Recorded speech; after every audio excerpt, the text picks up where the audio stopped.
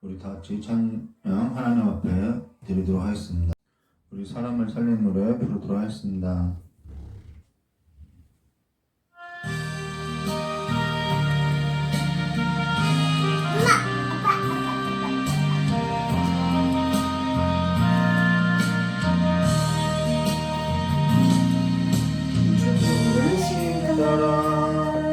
예수 이름 부르며 나의 인생을 드렸네.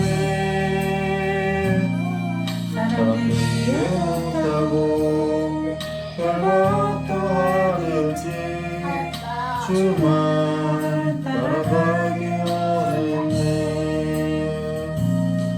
이제와 돌이켜보니 그저 부끄러울 주의 은혜가 그 손으로 주의 손이 이끌어 여기까지 인도하셨네. 하나님 사랑을 떠나지 않고 끝까지 사랑하셨기에 예수와 십자가만 바라보면서 나의 생명도 아낌없이 드리기 원했네. 내 노래가 상한 영혼이 일켜 다시 살게 하는 노래가 되길 착한 이구이라 칭찬받기나 원하네. 하나님 사랑을 떠나지 않고 끝까지 사랑하셨기에 오직 예수와 십자가만 바라보면서 나의 생명도 아낌없이 드리기 원했네. 내 노래가 상한 영혼이 일으켜 다시 살게 하는 노래가 되기 주 배울 때 착한 이꾼이라 칭찬받기나 원하네. 눈물을 고음을 씹으려 기쁨의 담거들이 하늘의 미랄처럼 죽어 다시 살리라. 내 노래가 상한 영혼이 일으켜 다시 살게 하는 노래가 되기 주 배울 때 착한 이뿐이라 칭찬받기나 원하네. 칭찬받기나 원하네.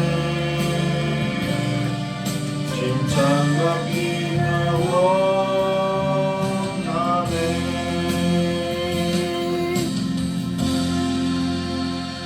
우리 찬송가 510장 부르도록 하겠습니다. 그리고 하나님 말씀 보도록 하겠습니다.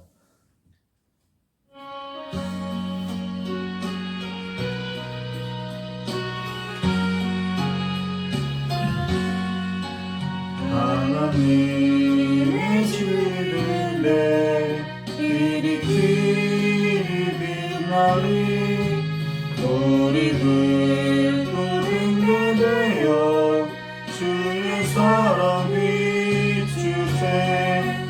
우리 작은 불을 켜서 험한 밤마다 비추세 물에 빠져 헤매느니 건져내어 살리세 죄의 밤은 기뻐하고 성령 물겨 살린다 어디 불빛 없는가고 찾는 우리 많구나 우리 창을 켜서 험한 바다 비추세 물에 빠져 헤매느니 건져내어 살리세 너의 등불 돋우어라 거친 바다 비춰라 빛을 찾아 헤매느니 생명성에 건져라 우리 창을 켜서 험한 바다 비추세 물에 빠져 헤매느니 건져내어 살리세. 네, 오늘은 드려준 헌금이 있어서요. 헌금 기도하고 하나님 말씀 듣도록 하겠습니다. 저는 기도하도록 하겠습니다. 참 좋으신 하나님 아버지, 하나님의 것을 구별하여서 11조를 드리고 또한 주일을 기념하여서 아버지 앞에 주일 예물을 드리는 손길이 있사오니 이 예물이 쓰이는 것마다 아버지께서 그의 삶을 기억하여 주시었고 복을 내려주셔서 아버지께서 허락하여 주신 그 삶 가운데서 아버지 앞에 귀하게 쓰임받는 삶이 될 수 있도록 복을 내려주시길 간절히 원하옵고 또한 이 예물이 온전히 그 마음과 드려진 그 사람의 마음과 또 하나님의 뜻 안에서 잘 쓰여질 수 있도록 온전히 쓰여질 수 있도록 합당히 쓰여질 수 있도록 주님께서 역사해 주시었고 이 자리에 함께 예배하는 우리 귀한 선생님들의 모든 삶 위에도 하나님께서 동일한 은혜를 베풀어 주시길 간절히 원하고 하나님의 말씀을 들릴 때 오직 성령께서 우리의 마음을 주관하여 주심으로 말미암아 진리의 말씀을 옳게 분별하여 들을 수 있도록 주님께서 역사해 주시길 간절히 원하오며 귀하고 계신 예수님의 이름으로 축복하며 기도드리옵나이다. 아멘. 오늘은 출애굽기 20장 16절로 증인이라는 제목으로 하나님 말씀 보도했습니다. 영화 제목에도 증인이라는 제목이 있는데요. 사실 오늘은 출애굽기 20장 16절로 내 이웃에 대하여 거짓 증거하지 말라라는 9번째 계명을 우리와 함께 나누도록 하겠습니다. 예전에 저희 아내가 저에게 자주 연애를 할 때요, 자주 하게 되었던 말이 뭐냐면은 오빠는 말만 조금 달리해도 더 좋을 것 같다고 하면서 오빠의 의도와 달리 오해를 많이 받게 되는 것 같다라고 말한 적이 있었다라는 것입니다. 그러면서 그 일로 인해서 기도도 많이 했고 노력도 많이 했고 부드러운 마음과 부드러운 말을 하게 해달라고 많이 했는데 예전보다는 조금 좋아졌지만은 사실상 좋아진 것이 이 정도라는 것이죠. 근데도 가끔 저 안에서도 불쑥불쑥 그렇게 이렇게 좀 의도치도 않게 제가 예전에 사용했던 말들이 나오곤 한다는 것입니다. 오늘은 말과 관련해서 좀 볼 것인데요. 어제 저희 딸이 저에게 아빠 나 궁금한 것이 있는데 물어봐도 돼? 라고 하기에 그래라 라고 했더니 저희 딸이 아빠 머리에 머리카락 없는 사람도 머리 감아? 라고 묻더라는 거예요. 그래서 아무 생각 없이 별다른 생각도 없이 저희 딸에게 그러면 너는 털 없는 곳은 안 닦냐? 라고 했더니 저희 딸이 아 그렇구나 라고 쉽게 이해하더라는 거예요. 근데 사실 저에게도 저희 딸에게 머리카락 없는 사람도 닦아? 라고 말을 하면 되는데 너는 털 없는 곳은 안 닦냐? 라고 말을 하는 것으로서 괜한 오해를 이렇게 사게 된다라는 거죠. 저희 말투로 인해서 이렇게 오해를 사게 된다라는 거예요. 근데 사실 말이 달라져야 세상이 달라지는 것으로 세상이 달라지는 것보다 또 더 중요한 것이 뭐냐면 사람과의 관계에 있다라는 것입니다. 그러나 사람과의 관계에 있어 말은 너무나도 중요하다라는 것이죠. 말이 달라져야 세상이 달라지는 것으로서 말로써 세상을 만들어가더라는 거예요. 그리고 말이라고 하는 것은 언어 속에 감정도 있고 또한 뜻도 있고 목적도 있고 인격이 있는 것으로서 모든 것이 다 말로 세상을 만들어내고 있다는 것입니다. 근데 언어라고 하는 것은 우리가 사용하는 말도 있겠지만은 비언어적인 말도 있는 것으로서 얼굴 표정이나 몸의 행동이나 몸의 그 몸짓으로서도 얼마든지 말할 수 있다는 것입니다. 좋으면 우리가 끄떡끄떡 할 수도 있고요. 싫으면 도리도리 할 수도 있고요. 요즘 저희 딸하고 자주 다투게 되는데요. 저희 딸에게 자주 하는 말이 내가 너에게 뭐라고 했어? 라고 이야기하면은 저희 딸이 뭐라고 한 건 아닌데 쭉 찢어진 눈으로 보면 무섭지 않겠냐라고 오히려 대꾸를 하더라는 것이죠. 그러한 것이 다 비언어의 말이라는 것입니다. 눈빛으로 말을 하는 거겠죠. 근데 사람의 말이라고 하는 것이 죄로 인하여 타락하기 전과 타락한 후의 말로 너무나도 달라진 것을 우리가 성경을 통해서 볼 수 있다는 것입니다. 창세기 3장 1절과 24절의 말씀을 보면은 마귀로부터 속임을 받은 첫사람은 하나님께 죄를 범하고 나서 생명을 나는 존재로 신뢰의 관계로 생명의 이음줄로 여기지 아니하고 신뢰하지 못하고 불신 가운데서 생명의 이음줄을 끊어진 그 관계로서 말이 달라졌고 세상은 또한 달라진 것으로서 말로 세상을 만들어간 것을 볼 수 있다는 것입니다. 이 일에 있어서요. 창세기 2장 19절 말씀에 보시면은 이렇게 말씀하고 있죠.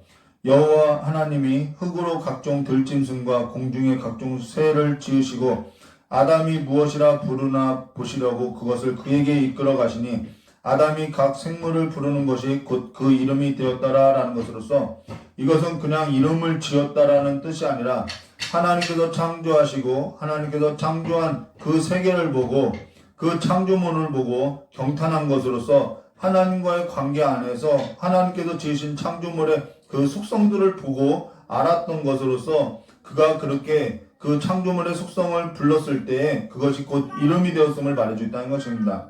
그 이름은 그들의 가지고 있는 그들의 본질적인 속성을 담아내고 있었다는 것이죠. 이를 반영하듯이 창세기 2장 21절과 23절에서도요. 여호와 하나님이 아담을 깊이 잠들게 하시니 잠들매 그가 그 갈비뼈 하나를 취하여 살로 대신 채우시고 여호와 하나님이 아담을께서 취한 그 갈빗대로 여자를 만드시고 그 아담에게로 이끌어 오시니 아담이 이르되 이는 내 뼈 중에 뼈요 내 살 중에 살이라 이것을 남자에게서 취하였은즉 여자라 부르리라 하니라 라는 말로서 그 여자에 관하여서 본질을 보고 있다라는 것이죠. 그 여자는 내 뼈 중에 뼈고 내 살 중에 살이라는 것으로서 보고 알았다는 것으로서 내 뼈 중에 뼈라고 불렀다라는 것입니다. 그것이 여자라는 거죠. 이 말의 뜻은 그가 나와 생명을 나눈 존재로서 나와 다르지 아니하고 나와 같은 존재로서 믿을 수 있는 자라는 뜻으로 생명을 같이 한 생명의 이음줄이라는 뜻을 갖고 있다는 것입니다. 그러나 아담이 하나님께 범죄하고 나서 타락한 후에 눈이 밝아지고 자신이 마치 하나님과 같이 된 줄 알고 그렇게 살아갈 때는 창세기 3장 12절에 이렇게 말하고 있죠. 아담이 이르되 하나님이 주셔서 나와 함께한 그 여자가 그가 그 나무의 열매를 내게 주므로 내가 먹었나이다 라는 말로서 이미 이들의 관계는 끊어져 있는 것으로서 말로 사람을 살리고 있는 것이 아니라 죽이고 있음을 말해줬다는 것입니다. 관계를 파괴하고 있더라는 거죠. 이만큼 말이라고 하는 것은 사람의 그 관계에서도 너무나도 중요하다라는 것입니다. 그로 인해서 마태복음 12장 34절의 말씀은 독사의 자식들아 너희는 악하니 어떻게 선한 말을 할 수 있느냐 이는 마음에 가득한 것이 입으로 말함이라 라고 말하며 마태복음 15장 18절과 19절에 입에서 나오는 것들은 마음에서 나오나니 이것들로 사람을 더럽게 하느니라. 마음에서 나오는 것은 악한 생각과 살인과 간음과 음란과 도둑질과 거짓 증언과 비방이니 이러한 것들이 사람을 더럽게 하는 것이요 씻지 않는 손으로 먹는 것은 사람을 더럽게 하지 못하느니라 라고 말하고 있다는 것입니다. 근데 여기에 목록을 보면요 무엇이냐면요, 악한 생각과 살인과 간음과 음란과 도둑질과 거짓 증언과 비방으로서 우리가 지금 보고 있는 10가지 계명들이 있음을 말해줬다는 것입니다. 그로 인해서 모든 사람이 첫사람 아담 안에서 범죄한 것으로서 죄의 본성을 가지고 말을 할 때 그 말로 세상을 만들어내고 있고 믿을 수 없는 관계로서 살아가고 있음을 말해줬다는 거예요. 그러니까 부드러운 말로 머리카락 없는 사람도 머리를 감아라고 하면 될 것을 넌 털없는 곳은 닦지 아니하냐라고 이렇게 말을 하는 것으로서 사람과의 관계에 있어서 어려움을 가지게 된다는 것이죠. 그러면 오늘은 9번째 명령으로서 내 이웃에 대하여 거짓 증거하지 말라라는 것을 볼 것인데요. 사실 여기에 있어서 전제 조건이 무엇이냐면요, 내 이웃에 대하여라는 것을 말하고 있다는 것입니다. 지금까지 우리가 생각했던 것과 달리 내 이웃에 대하여라고 한 말은 공동체 안에서 공동체를 보호하고자 한 것으로서 사실 법적인 용어를 말하고 있다는 것입니다. 자, 공동체를 이루고 살다 보면은 여러 가지 문제가 일어날 수 있다는 것입니다. 더욱이 죄의 본성을 가지고 살아가는 그 사람들이 말로 지어낸 그 세상 안에서 살아갈 때, 공동체를 이루고 살아갈 때 문제가 일어나지 않을 수 없음을 말해주겠다라는 거예요. 지금과 같이 과학이 발달할 때에는 뭐 증거를 얼마든지 찾을 수 있겠지만은 이때에는 서로 어떠한 물건을 교환할 때 서로 담보를 하거나 어떠한 증거가 될 만한 것을 주거나 아니면은 증인을 세워서 이들은 거래를 하고 문제를 해결해야 했다는 것입니다. 그로 인해서 성경 곳곳에서도 도장을 주거나 신발을 주거나 아니면은 두세 사람의 증인을 세우는 일들이 우리가 종종 성경 말씀에서 찾아볼 수 있다는 것이죠. 그로 인해서요, 죄인이 사는 세상은 거짓으로 가득하여서 서로 불신한 관계로서 문제가 없을 수 없는 것으로 사실 내 이웃에 대하여 거짓 증거하지 말라라는 것은 공동체를 보호하고자 하는 차원에 있다는 것입니다. 그러면 공동체에서 일어나는 여러 가지 일에 있어서 시시비비가 있을 때 증인의 입술로 인해 사람이 살릴 수도 있고 또는 돌에 맞아 죽을 수도 있다는 것입니다. 그러면 우리가 사는 세상은 얼마나 공정할까라고 생각할 때 사실 저는 법을 보거나 두 사람이 같은 죄를 졌는데도 불구하고 어떤 사람은 집행유예이고 어떤 사람은 뭐 20년형을 받기도 하더라는 거예요. 사실 법의 잣대에 있어서 뭐가 공정한지 사실 정말 모르겠더라는 것이죠. 그건 아마도 법을 몰라서 그렇게 보는 것이라고 할 수 있겠으나 때로는 공정하지 않은 경우도 사실상 보게 된다는 것입니다. 근데 성경에서도 구약의 역사 가운데서 거짓 증인이 나온 것으로서요, 열왕기상 21장 1절부터 29절의 말씀에 보면은 북이스라엘의 왕 아합이 자기 왕궁 옆에 있는 이스라엘 사람 나봇의 포도원을 값을 주고 사고자 할 때 나봇이 이를 거절했던 것으로서 그가 거절한 것은 하나님이 땅을 사고 파는 일에 있어서 금하셨고 또한 그 포도원은 자기 조상들이 자기에게 유업을 주었던 것으로서 그가 거절했다라는 것입니다. 그로 인해서 근심하고 답답해할 때 사람이 늘 그렇죠. 자기 자신이 가지고 싶은 것을 못 가질 때 근심하고 답답해하는 것으로서 그것이 얼굴 표정으로서 나타나게 되죠. 그로 인해서 그의 아내 이세벨이 무슨 일이 있냐고 할 때 북이스라엘 아합 왕이 나봇의 포도원에 관한 일에 관해서 말을 했다라는 것입니다. 그로 인해서 그 일을 말할 때 이세벨이 왕께 드리겠다고 약속하고 나서 열왕기상 20장 8절과 10절의 말씀에 보면은 이러한 일이 있다라는 것입니다.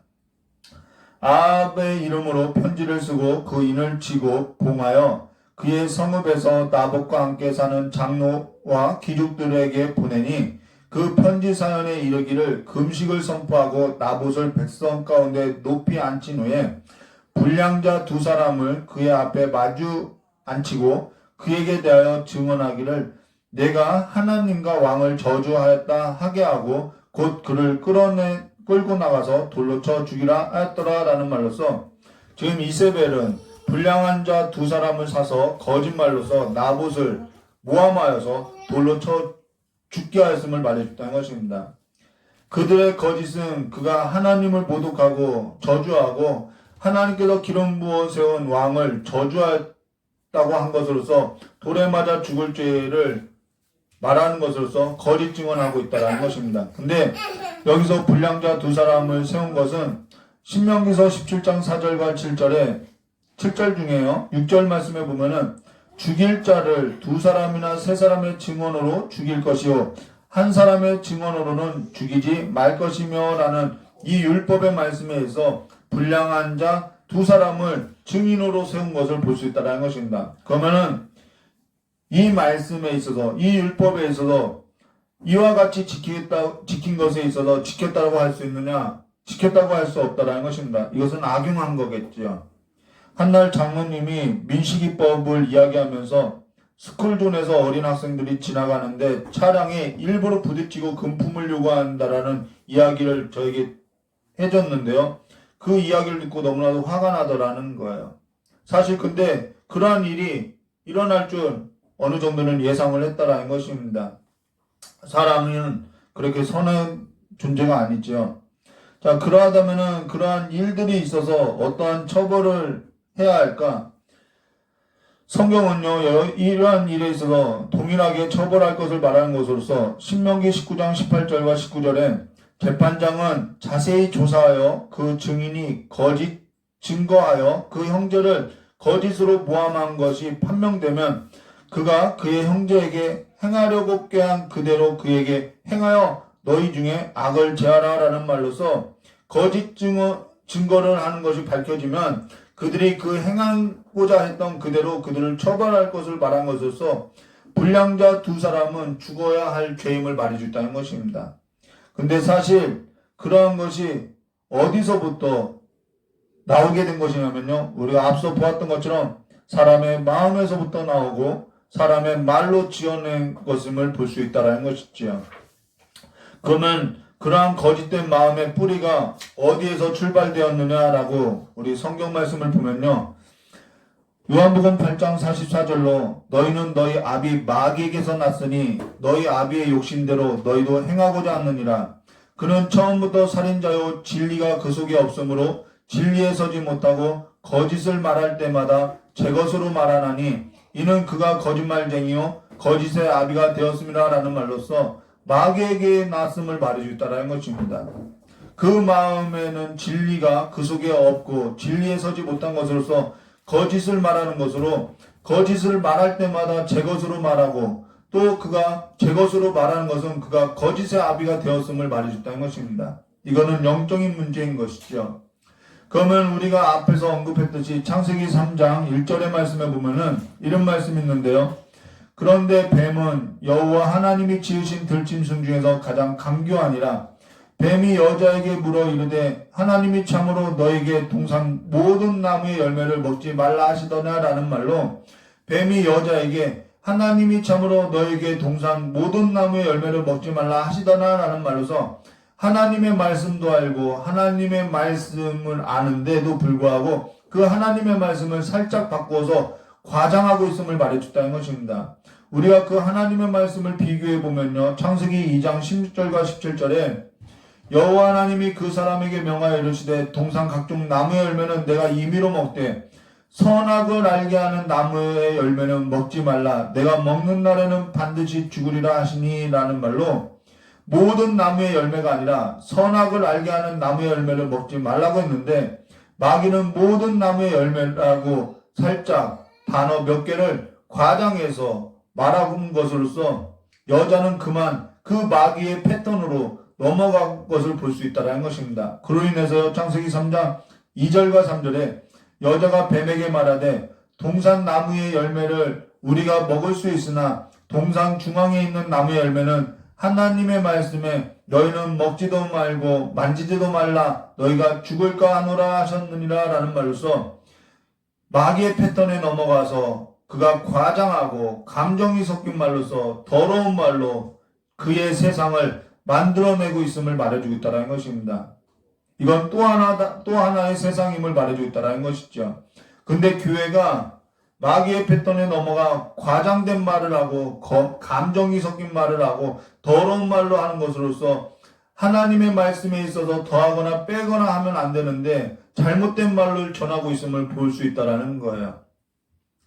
그로 인해서 창세기 3장 4절의 말씀에 보면은 뱀이 여자에게 이르되 너희가 결코 죽지 아니하리라 라고 하면서 하나님을 정면으로 대적하는 것으로 창세기 3장 5절에서도 너희가 그것을 먹는 날에는 너희 눈이 밝아져 하나님과 같이 되어 선악을 알 줄 하나님이 아심이라 라는 말로 하나님을 믿을 수 없는 존재로 그 관계를 파괴하고 있음을 볼 수 있다는 것입니다.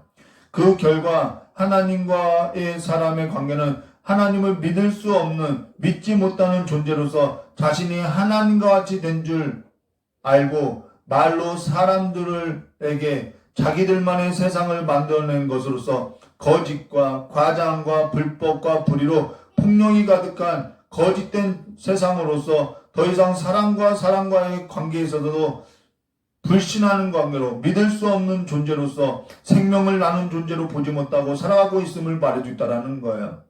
우리가 장날에 시장에 가서 물건 하나만 사더라도 다 거짓된 것을 볼 수 있는 것으로서 속고 속이는 것을 볼 수 있다는 것입니다.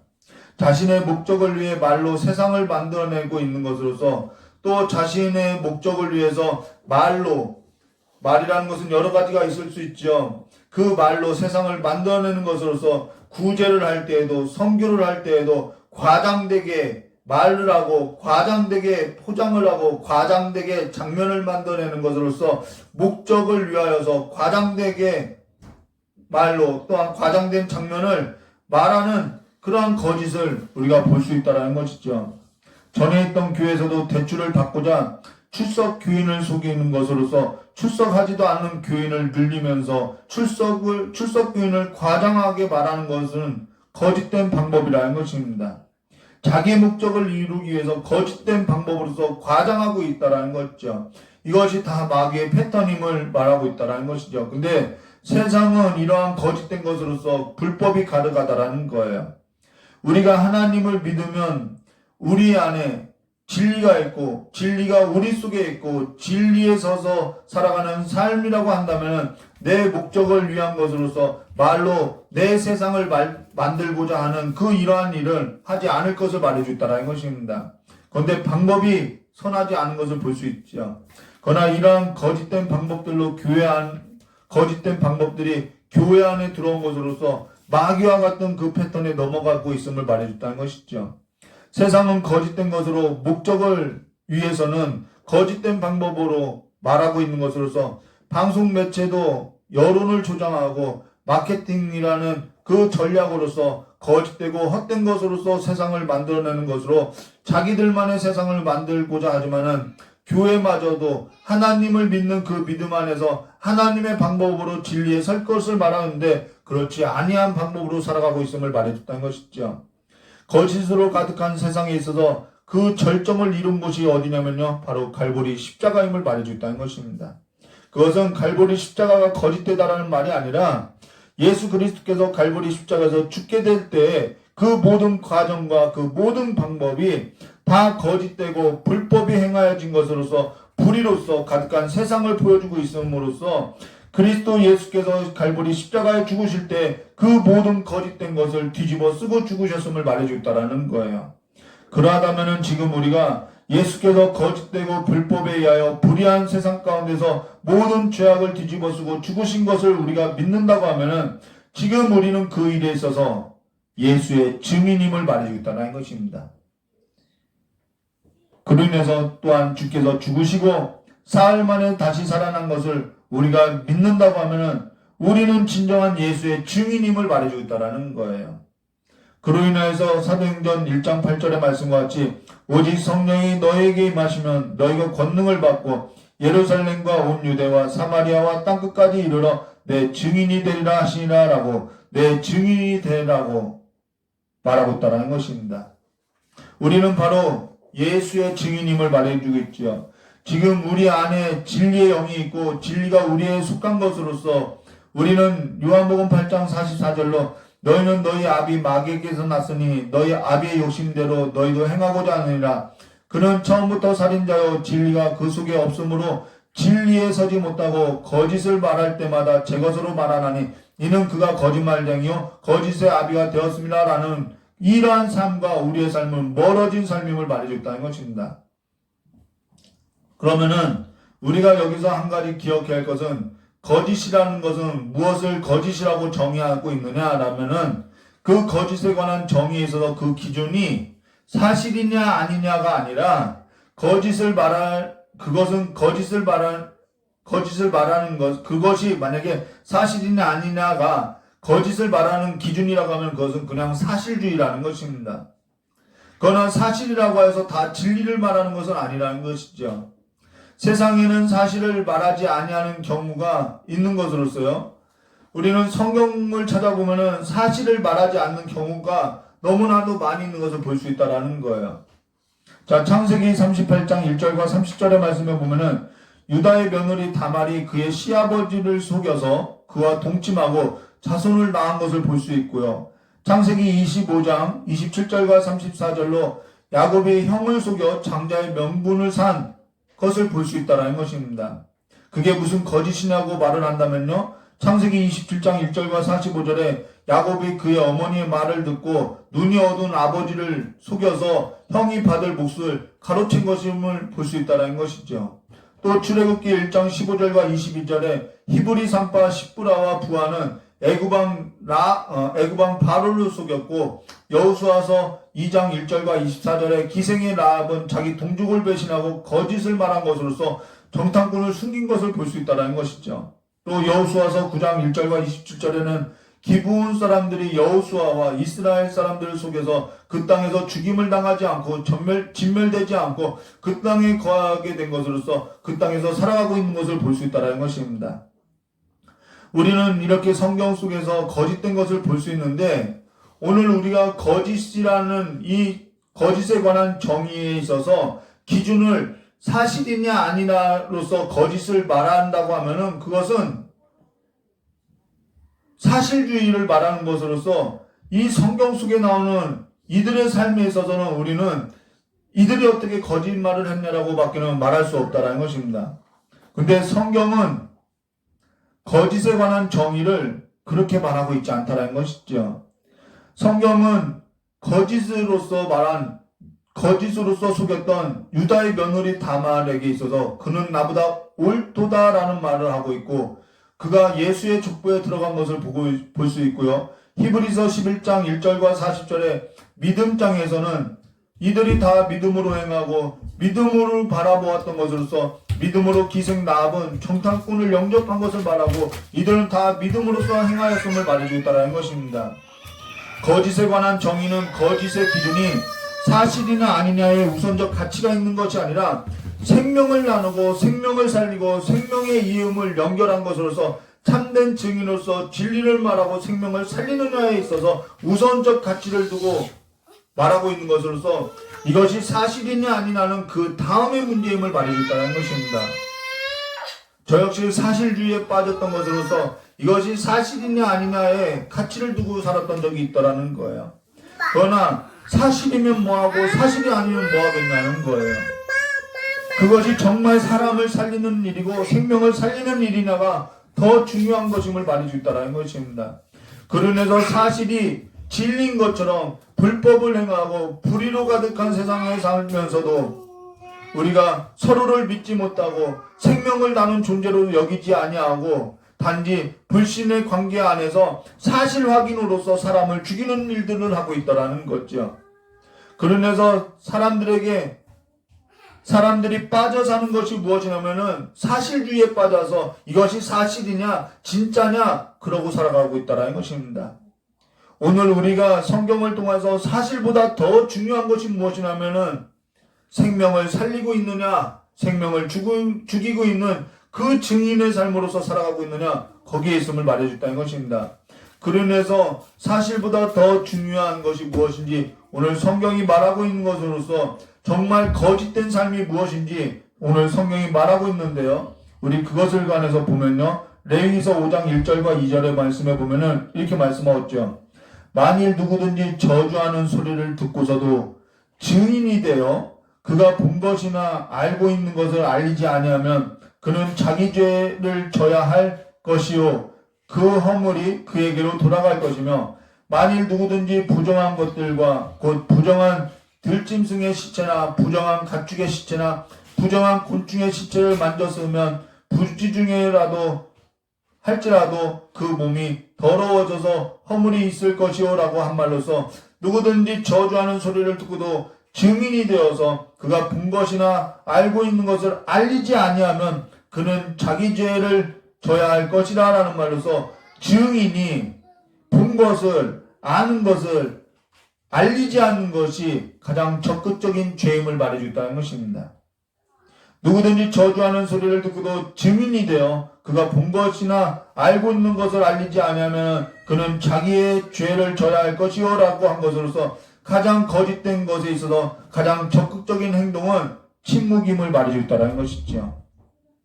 우리가 지금 다 진리를 알고 진리가 우리 속에 있고 우리가 진리에 있어서 그 증인이 되어 자라고 하면은 요한 사도행전 1장 8절의 말씀과 같이 오직 성령이 너에게 임하시면 너희가 권능을 받고 예루살렘과 온 유대와 사마리아와 땅끝까지 이르러 내 증인이 되리라 하시나라고 한 이 예수의 증인된 자라고 한다면은 진리를 가진 자라고 한다면은 우리는 진리를 보았고 진리를 알고 있으며 진리를 믿는다고 하면서 예수의 증인으로서 예수의 증인이 된 자로서 지금 가장 적극적으로 거짓된 삶을 살아가는 것은 진리에 있어서 침묵하고 있는 것이 바로 가장 거짓된 삶임을 말해주겠다는 것입니다.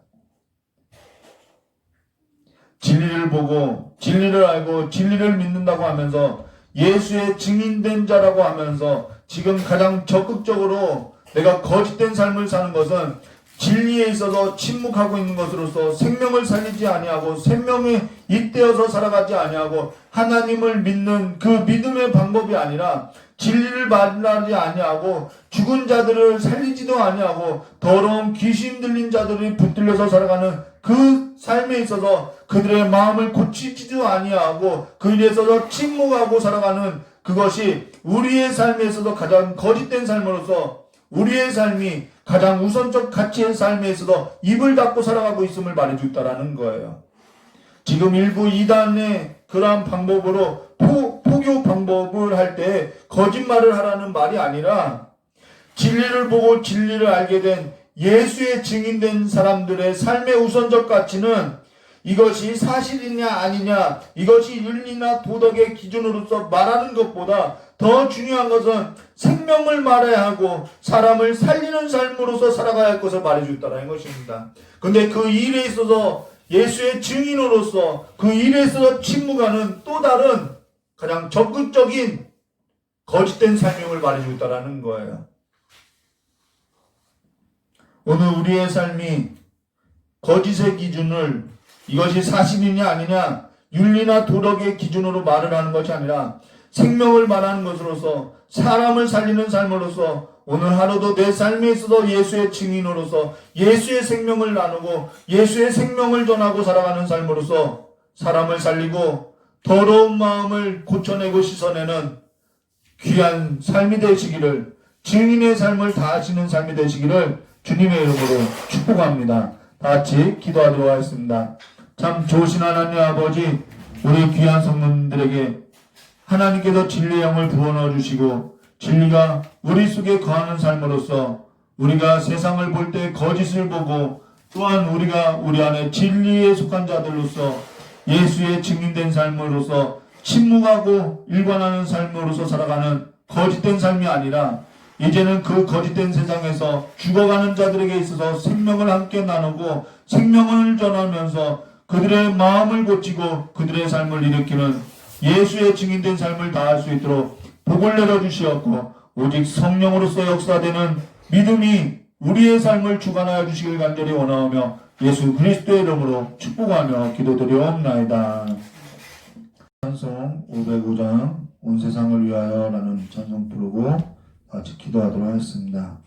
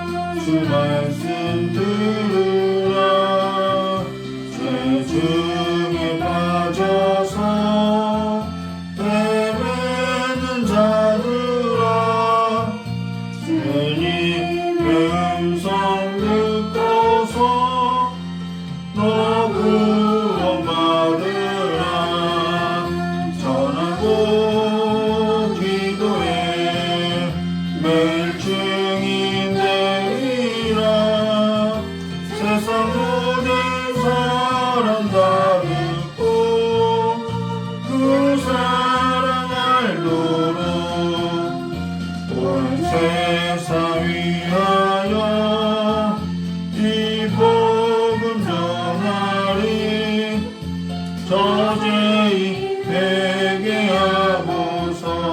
주 예수 믿으라. 이 세상 위하여 주 돌아가신 것 나 증거하지 않으면 그 사랑 모르니 전하고 기도해 매일 증인 되리라. 세상 모든 사람 다 듣고 그 사랑 알도록 온 세상 위하여 주 은혜 임하니 주 예수 이름 힘입어 이 복음 전하자. 먼 곳에 나가서 전하지 못해도 나 어느 곳에 있든지 내 기도 힘쓰리. 전하고 기도해 매일 증인 되리라. 세상 모든 사람 다 듣고 그 사랑 알도록. 우리 이 시간에 두 가지만 놓고 기도할 것인데요. 하나는 세상이 너무나도 거짓되고 또한 이제는 거짓된 선생들에 의해서 미혹받는 경우들이 너무 많이 있다는 것입니다.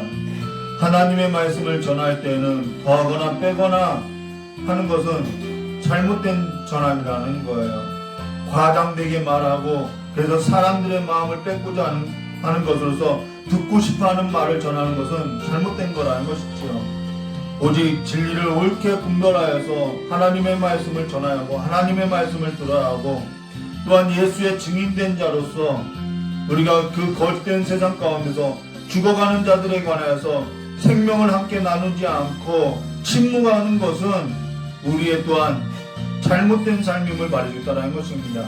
우리 이 시간에 우리의 삶에 있어서 다시 한번 깨달은 말씀을 붙들고 기도할 것인데 또 한 가지 기도해야 할 것은 전도의 문이 막히지 아니하도록 생명을 구원하는 그 전도의 문이 구원의 문이 이제는 막히지 아니하도록 힘써 기도하시기를 주님의 이름으로 축복합니다. 다 같이 이 시간에 깨달은 말씀 붙잡고 두 가지를 놓고 기도하도록 하겠습니다.